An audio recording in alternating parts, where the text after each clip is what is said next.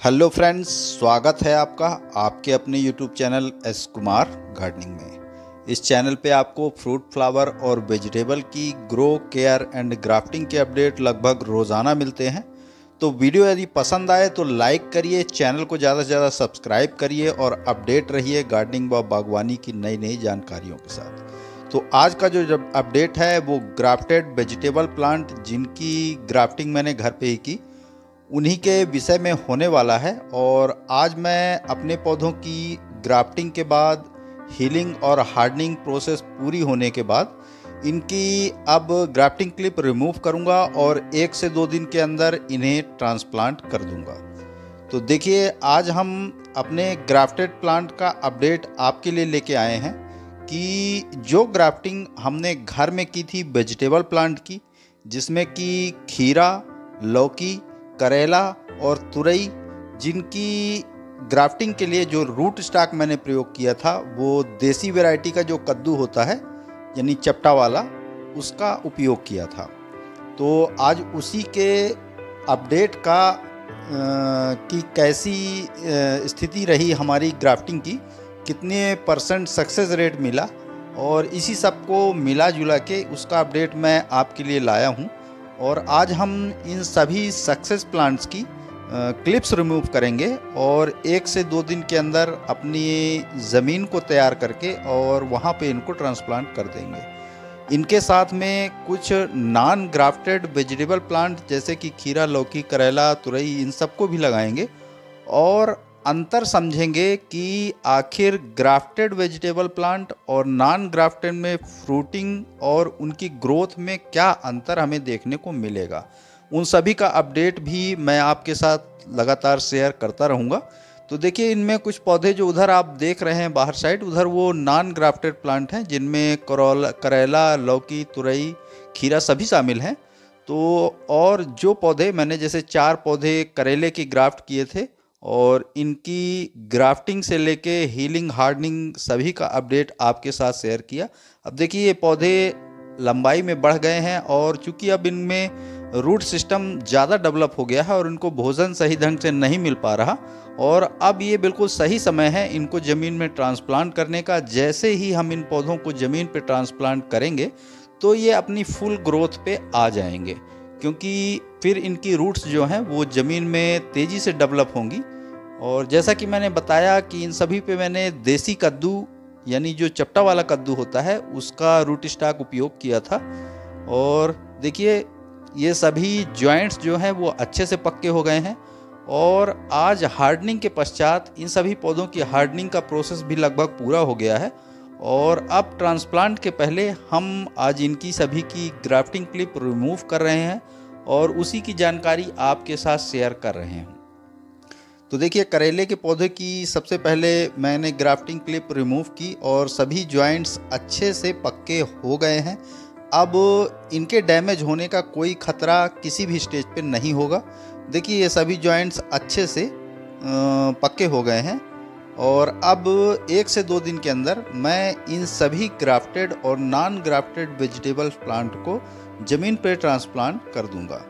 तो चूँकि पहले से हमने अपने प्लांट्स डेवलप कर लिए हैं, तो सिर्फ हमें ज़मीन तैयार करनी है या ग्रो बैग जिसमें भी आप इन्हें लगाना चाहें। मैं तो चूँकि मेरे पास पर्याप्त जगह है तो मैं ज़मीन पे ही इनको लगाऊंगा, क्योंकि ज़मीन पे लगे पौधों की उतनी ज़्यादा केयर हमें नहीं करनी पड़ती जितनी पॉट में लगे पौधों की करनी पड़ती है। तो जहाँ जगह उपलब्ध नहीं रहती, शहर में टेरेस गार्डनिंग करते हैं लोग, तो पॉट में भी आसानी से इन प्लांट्स को लगा के और इनसे अच्छा प्रोडक्शन हम ले सकते हैं। जिस प्रकार आप फ्रूटिंग प्लांट जैसे कि आम हो गया, नींबू हो गया, और भी जो भी फ्रूटिंग प्लांट होते हैं वो यदि ग्राफ्टेड हों तो उनसे हमें प्रोडक्शन बहुत जल्दी मिलता है और उनका जो उत्पादन क्षमता होती है वो ज़्यादा होती है। तो इसी तरह वेजिटेबल प्लांट में भी है। यह मेरा ग्राफ्टिंग का पहला एक्सपीरियंस था। यह मैंने वेजिटेबल या यूँ कहें कि टमाटर या मिर्च या बैगन के पौधों पे मैंने पिछले साल भी ग्राफ्टिंग की थी और इस साल भी किए हैं और उनका भी अपडेट मैं आपके साथ शेयर करता रहता हूं टाइम टू टाइम। मगर बेल वाली सब्जियों में यह मेरा ग्राफ्टिंग का पहला एक्सपीरियंस था और पहला एक्सपीरियंस भी मुझे बहुत अच्छा लगा। लगभग 75 से 80% मेरे ग्राफ्ट किए हुए पौधे सक्सेस हो गए। तो मुझे इतने में ही बहुत खुशी है कि आखिर हमने इन्हें बिल्कुल नॉर्मल कंडीशन में, बिना किसी कंट्रोल्ड इन्वायरमेंट के, बिना ज़्यादा सुरक्षा उपकरणों को ध्यान में रखते हुए इनकी ग्राफ्टिंग की और हमें सफलता मिली। रूट स्टॉक में नेक्स्ट बार कुछ और लगा के इनके साथ फिर ट्रायल, चूँकि अब हम करते रहते हैं वेजिटेबल्स प्लांट पे, फ्रूटिंग प्लांट पे, इसका रूट स्टॉक उस पे लगाया, उसका उस पे लगाया। तो इसी प्रकार इसी कड़ी में मैं आगे भी किसी अन्य प्लांट पे भी, जैसे कि लौकी पे ग्राफ्टिंग यदि इसकी करें तो उसमें क्या अपडेट रहेगा। तो रूट स्टॉक के लिए अच्छे से अच्छा रूट स्टॉक मैं आपको इसकी फ्रूटिंग का रिजल्ट देख के, यदि इसमें बेहतर हमें फ्रूटिंग मिलती है तो ठीक है, वरना रूट स्टॉक के लिए हम फिर कोई नया पौधा चयनित करेंगे और उस पे इसकी ग्राफ्टिंग करके देखेंगे। क्योंकि जो भी नर्सरी में या जहाँ भी इनके व्यापारिक स्तर पे ग्राफ्टिंग की जाती है तो वो ठीक से जानकारी नहीं देते कि आखिर वो किस रूट स्टॉक पे किस वैरायटी को ज्वाइंट करते हैं। तो हमको ये प्रायोगिक तौर पे करके स्वयं ही देखना पड़ेगा। तो अभी तो फिलहाल मैंने देसी कद्दू का प्रयोग किया है सभी पे, चाहे वो लौकी हो, करेला हो, खीरा हो या तुरई हो। तो उसका भी अपडेट कि देखते हैं आखिर इसमें कितनी बेहतर हमें फ्रूटिंग मिलती है, या फ्रूटिंग ग्राफ्टेड प्लांट और नॉन ग्राफ्टेड प्लांट में कितना अंतर आता है। उसका भी अंतर हम टाइम टू टाइम आपके साथ शेयर करते रहेंगे। तो इसीलिए मैंने कहा कि चैनल को सब्सक्राइब कर लें ताकि इन सभी का अपडेट आपके साथ, वीडियो का नोटिफिकेशन आपको पहुंचता रहे और आपके पास इसका अपडेट टाइम टू टाइम आपको मिलता रहे। तो देखिए, खीरे की, लौकी की और करेले की ग्राफ्टिंग जिनका हीलिंग पीरियड, हार्डनिंग प्रोसेस सब पूरा हो गया है, तो उनकी आज हम ग्राफ्टिंग क्लिप रिमूव कर रहे हैं और आपको बारी बारी से उन सभी प्लांट्स को दिखा रहे हैं कि उनकी ग्रोथ किस स्टेज पे है। और अब चूँकि ये सिर्फ नॉर्मल डिस्पोजल ग्लास में लगे हुए पौधे हैं और यह पौधे ग्रो किए हुए लगभग 1 महीने से ज़्यादा का समय, क्योंकि बीज से उगाया गया इनको, फिर इनकी ग्राफ्टिंग की गई, फिर हीलिंग की गई, फिर हार्डनिंग की गई, तो 1 महीने से ज़्यादा का समय ये डिस्पोजल ग्लास में लगे हुए हैं। और चूँकि अब इनकी रूट ज़्यादा डेवलप हो गई हैं, इनको पोषक तत्व उतने नहीं मिल पा रहे हैं, तो जैसे ही ज़मीन पे हम इन्हें ट्रांसप्लांट करेंगे तो ये अपनी ग्रोथ को तेज़ी से बढ़ाएंगे और फिर हमको इनका यानी कितनी बेहतर ग्रोथ और फ्रूटिंग मिलेगी उसका भी अपडेट मैं टाइम टू टाइम आपके साथ शेयर करूँगा। तो देखिए, सभी की ग्राफ्टिंग क्लिप मैंने रिमूव कर ली है, एक आध प्लांट्स और बचे हैं, उनकी भी ग्राफ्टिंग क्लिप हम रिमूव कर लेते हैं। तो देखिए, इन सभी के जॉइंट्स जो हैं वो अच्छे से मजबूत हो गए हैं और इन्होंने रूट स्टॉक से, यानी जो जड़ वाला भाग है, वहाँ से भोजन लेना प्रारंभ कर दिया है और ये नॉर्मल वातावरण में पूरी तरह से सेटअप हैं। अब हम इन्हें ज़मीन पे या ग्रो बैग में जहाँ भी व्यवस्था हो उस हिसाब से हम इन्हें ट्रांसप्लांट करके इनसे उत्पादन लेने के लिए यह पौधे हमारे तैयार हैं। तो देखिए, अब यह पूरी तरह से धूप में दिन भर सनलाइट में रखे रहते हैं।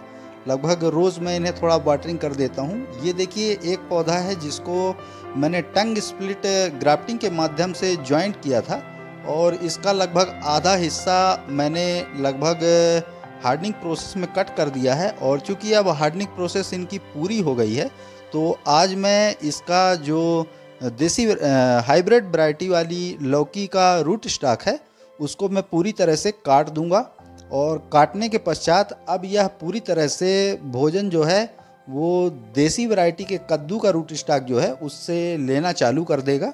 क्योंकि देखिए, अभी ये दोनों तरह से जुड़े हुए हैं आपस में, मगर अब जब हम इसे काट देंगे तो यह अपने भोजन के लिए रूट स्टॉक जो कि कद्दू का लगा हुआ है उस पर निर्भर हो जाएगा। तो आइए इसे काट लेते हैं। किस प्रकार काटना होता है वो भी मैं आपको दिखा रहा हूँ, तो ध्यान से देखें। देखिए, इसके जो हाइब्रिड वाला रूट है उसको हम धीरे धीरे बिल्कुल शार्प ब्लेड की सहायता से पूरी तरह से काट के अलग कर देंगे ताकि उसका कोई भी भाग ज़मीन से जुड़ा बिल्कुल ना रहे। और अब यह अपना भोजन जो है वो पूरी तरह से रूट स्टॉक जो कि कद्दू का है उससे लेना प्रारंभ कर देगा। तो देखिए हमने अभी काट लिया है इसको, थोड़ा सा अभी लगा हुआ है, इसको अच्छी तरह से थोड़ा सा और ऊपर से काट के, ताकि यह ज़मीन पे बिल्कुल टच ना हो, काट के अलग कर देते हैं। तो देखिए मैंने इसे काट के अलग कर दिया है और अब यह जो रूट स्टॉक है उससे भोजन लेना पूरी तरह से प्रारंभ कर देगा और लगाते ही इन पे ग्रोथ भी स्टार्ट होगी।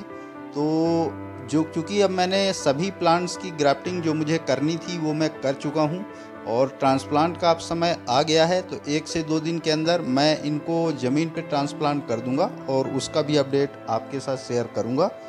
तो आशा करता हूं ग्राफ्टेड वेजिटेबल प्लांट के विषय में दी गई यह जानकारी आपको पसंद आई होगी। पसंद आई तो लाइक करिए, कमेंट करिए, अपने गार्डनिंग लविंग दोस्तों के साथ शेयर करिए।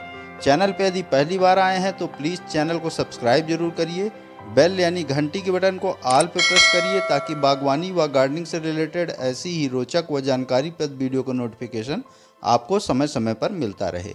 तो अभी के लिए फ़िलहाल इतना ही। वीडियो में अभी तक बने रहने के लिए धन्यवाद। Thank you.